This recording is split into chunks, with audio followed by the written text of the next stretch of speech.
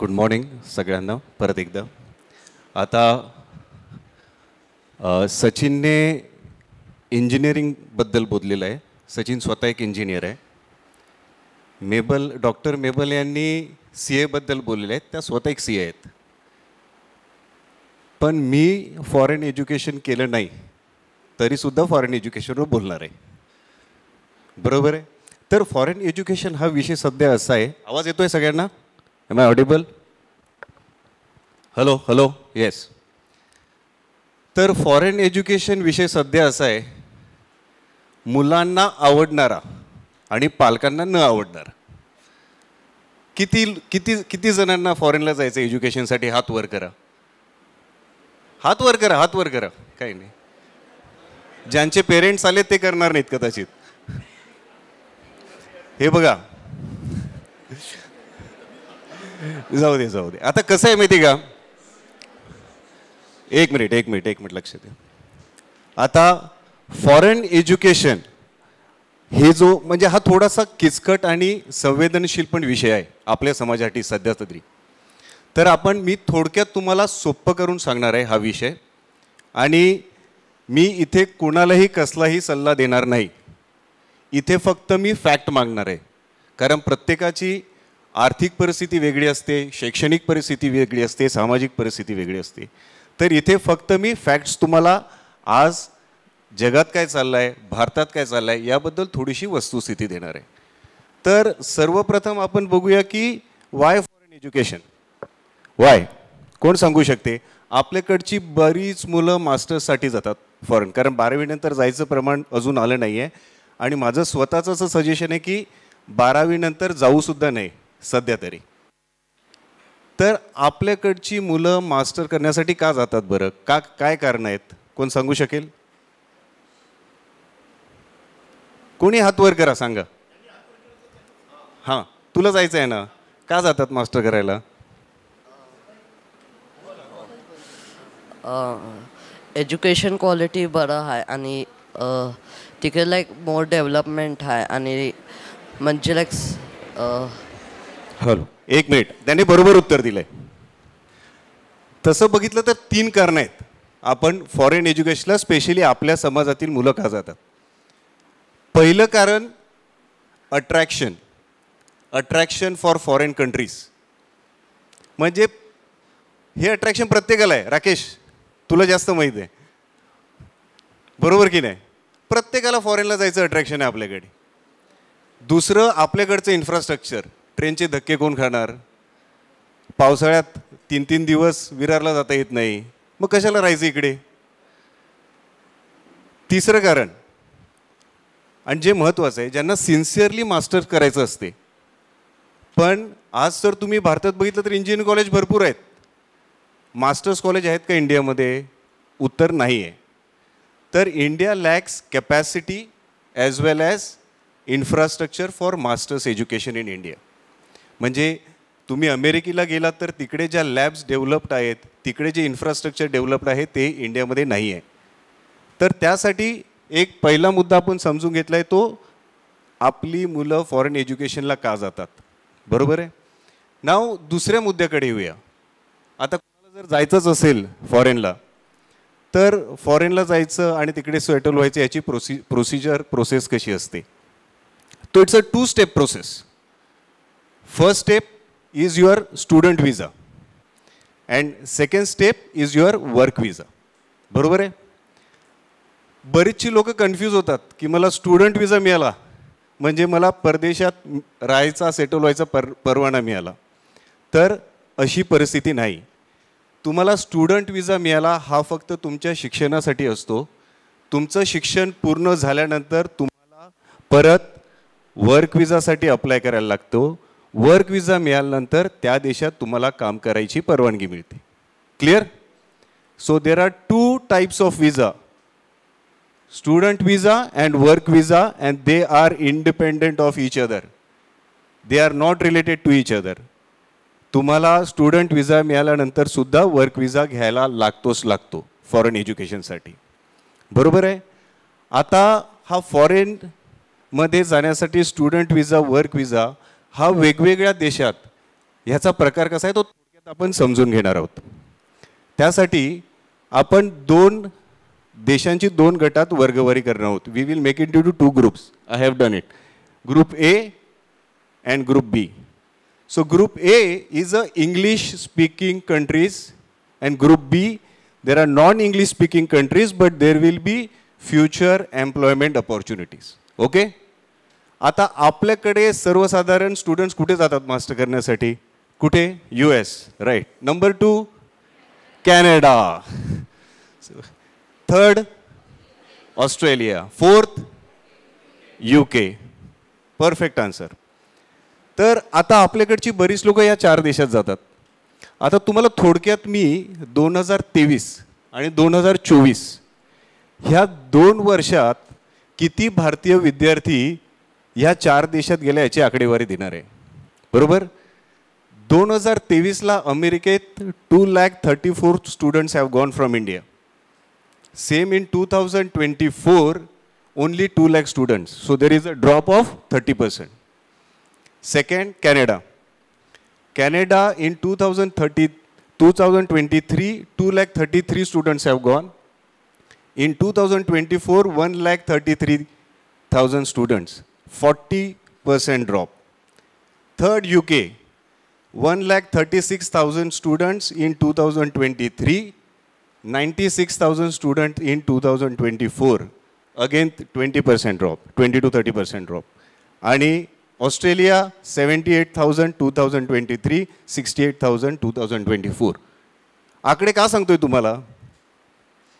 कारण ही आकडेवारी ह्या 4 देशात काय चाललंय ते दर्शवते. आता म्हणजे मी असं नाही म्हणत आहे की ह्या 4 देशात आजची आर्थिक परिस्थिती कशी आहे किंवा इमिग्रेशन पॉलिसी कशी आहे. तर ह्या 2 परिस्थितीमुळे हा इम्पॅक्ट आलेला आहे.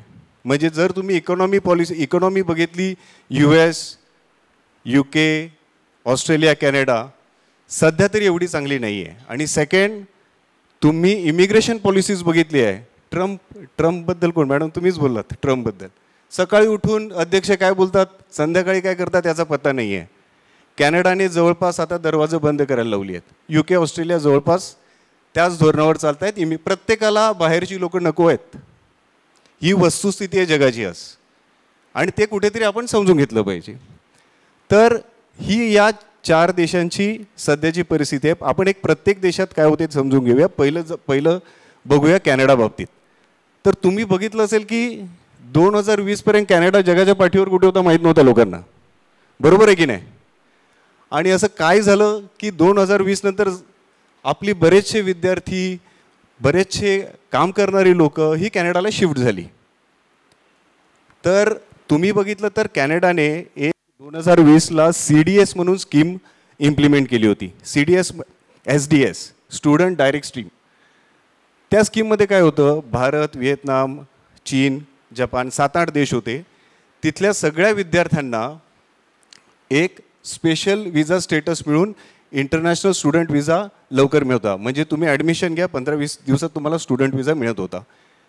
खूप लोकांना फायदा झाला. भारतीय विद्यार्थ्यांनी, आपल्यासुद्धा विद्यार्थ्यांनी त्याचा बऱ्यापैकी फायदा घेतला. पण 2023ला काय झालं, the diplomatic relations between India and Canada has gone haywire. आता डिप्लोमॅटिक रिलेशन खराब झाले, त्यांनी पॉलिसी बदलली. आता नोव्हेंबर 2024ला त्यांनी SDS स्कीम बंद केली. आता पुढे तुम्हाला स्टुडंट विजा जर घ्यायचा असेल कॅनडाचा तर मला वाटते थोडं अवघड जाईल, पहिल्यासारखं सोपं राहणार नाही. हे झालं कॅनडाबाबत. आता आपण अमेरिकेकडे येऊया. अमेरिकेत जर तुम्हाला स्टुडंट विजा पाहिजे असेल, स्टुडंट विजा F1 विजा असतो, तर अमेरिकेत स्टुडंट विजा इझिली मिळून जातो. कारण तिथल्या युनिव्हर्सिटीतला सुद्धा स्टुडंटची गरज असते. तर तुम्हाला स्टुडंट विजा अमेरिकेत मिळतो. पण जर तुम्हाला वर्क विजा अमेरिकेत मिळवायचा असेल, वर्क विजा अमेरिकेत असतो H1B. तो H1B मिळायला म्हणजे गेल्या वर्षीचं स्टेटस आहे, H1Bचं कॅप असते 65,000 आणि टोटल ॲप्लिकंटवर क्लोज टू 6 to 7 लाख. म्हणजे तुम्हाला मिळायची प्रोबॅबिलिटी फक्त 20% आहे. म्हणजे 100 लोक जेव्हा H1B अप्लाय करतात त्याच्यामधले फक्त 20% लोकांना H1B हा विजा मिळतो. आता अमेरिकेला मास्टर करण्यासाठी जायचं का? डेफिनेटली जाऊ शकता. बट अमेरिकेला सेटल व्हायला जायचं का, हा थोडासा तुम्ही विचार करू शकता. कारण परिस्थिती पहिलं जेव्हा H1B जेवढं इझिली मिळायचं 30-40% प्रोबॅबिलिटी होती अगोदर, ती आता जवळपास 20%वर आली आहे आणि अजूनपर्यंत हळूहळू कमीच होत जाईल. वाढायचं मला काही तिकडे संधी दिसत नाही आहे. आता ऑस्ट्रेलिया बघितलं तर लोकसंख्या कमी आहे, इंडस्ट्रीज कमी आहेत आणि तसं बघितलं तर सध्या ऑस्ट्रेलियाची आर्थिक परिस्थिती तेवढी चांगली नाही आहे सध्याच्या बाबतीत. आणि UK also it is by and large even economic situation, even immigration policy situation तशीच आहे UKच्या बाबतीत. तर हे झालं या चार देशांबाबत. आता आपण ग्रुप बीकडे येऊया. आता ग्रुप बी म्हणजे देश कोणते आहेत, those are non English speaking countries but there could be possible job opportunities. बरोबर आहेत. आता हे कोणते देश आहेत, आता हे देश आहेत जर्मनी, फ्रान्स आणि जपान. अजून 3-4 देश आहेत पण मुख्यत्वे मी 3 देश देतो. तर ह्या 3 देशामध्ये जर तुम्ही बघितलं ना तर एक कॉमनॅलिटी आहे, हे तिन्ही देश म्हातारे व्हायला लागलेत. आता आपण म्हणतो भारत हा तरुणाचा देश आहे, का म्हणतो, डेमोग्राफिक डिव्हिडंड. बरोबर आहे. एव्हरेज किती आहे इंडियाचं age, average age of India किती, सॉरी 62. आपल्या भारताचं एव्हरेज एज इज 30. म्हणजे 29 आहे तो तरुण, 31 आहे तो म्हातारा. जपानमध्ये हे एज किती असेल, एनी गेस. जपानमध्ये हे एज आहे 50. म्हणजे एव्हरेज जपानी माणसाचं वय आहे 50. जर्मनमध्ये हा आकडा आहे 45, फ्रान्समध्ये 45-46. ही आकडेवारी मी का सांगतोय, कारण जसे जसे देश म्हातारे होत जातात तशी तिकडे लेबर शॉर्टेज व्हायला लागते. कारण तुम्हाला तरुण तर लागतात, तुम्हाला प्रोडक्टिव्ह काम करण्यासाठी तरुण लागतात. कारण तरुण असल्याशिवाय, म्हणजे फॉर एक्झाम्पल तुम्ही एक बघितलं की इंडियामध्ये एज 30 आहे, त्यामुळे आपलं GDP ग्रोथ 6% आहे, 6-7%. जपानचं एव्हरेज एज किती आहे, 50. GDP ग्रोथ किती आहे, 0.5-0.6%. So there is a direct correlation. आणि उद्या जपान, जर्मनी, फ्रान्स या देशांना जर सस्टेन व्हायचं असेल economically, so they have to bring young talented people in their country. So there is no choice for this countries, they have to bring young people. मग ते करायला आता काय आहे, या देशात जायचं तर प्रॉब्लेम तर पहिल्या देशात प्रॉब्लेम नसतो, कारण तिकडे आपली डिग्री झाली सरळ जा, काय प्रॉब्लेम नाही आहे. दुसऱ्या देशात जर जायचं असेल तर तुम्हाला पहिलं म्हणजे फॉरेन लँग्वेज आली पाहिजे. बरोबर आहे. First you have to learn foreign language and second you have to learn a country specific skill set.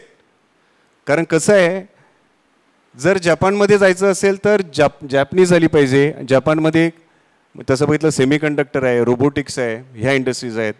जर्मनीमध्ये बघितलं तर टेक्नॉलॉजी आहे, क्लीन एनर्जी आहे, ऑटोमोटिव्ह आहे. फ्रान्समध्ये बघितलं तर फॅशन आहे, फॉर एक्झाम्पल एरोस्पेस आहे. पण foreign language can be a very differentiating factor going forward. आणि तुम्ही बरेचसे विद्यार्थी 10वी-12वीला आहेत इथे म्हणून मुद्दाम तुम्हाला सांगतो की जर तुम्ही एखादी फॉरेन लँग्वेज शिकलात आणि तुम्ही जर एक स्पेसिफिक स्किल सेट जो या देशामध्ये तो जर इम्बाईब केलात, so there would be a better opportunity for you going forward next 5 to 10 years.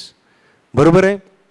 तर हे बेसिकली ग्रुप ए आणि ग्रुप बी बद्दल फक्त तुम्हाला एक ओव्हरव्ह्यू द्यायचा होता जगाचा, की कुठे काय चाललंय आणि कुठे अपॉर्च्युनिटीज असू शकतात. आता जर कोणाला फॉरेन एज्युकेशन करायला जायचंच असेल तर 3 महत्त्वाच्या गोष्टी आहेत. पहिलं खरंच विचार करा की मी हुशार आहे का, do I deserve to go abroad. कारण पैसे बँक नाही तर माझे आई वडील भरणार आहेत. दुसरी गोष्ट, मला चांगल्या युनिव्हर्सिटीत ॲडमिशन मिळतंय का. जर चांगल्या युनिव्हर्सिटीत ॲडमिशन मिळत असेल तरच जा. जर तुम्हाला एखाद्या कमी युनिव्हर्सिटीत, कमी क्वालिटीच्या युनिव्हर्सिटीत ॲडमिशन मिळत असेल तर मग नोकरी मिळायला प्रॉब्लेम येतो, पुढे प्रॉब्लेम येतो. आणि तिसरी गोष्ट महत्त्वाची म्हणजे माझं फायनान्शियल बजेट आहे का. बरोबर आहे.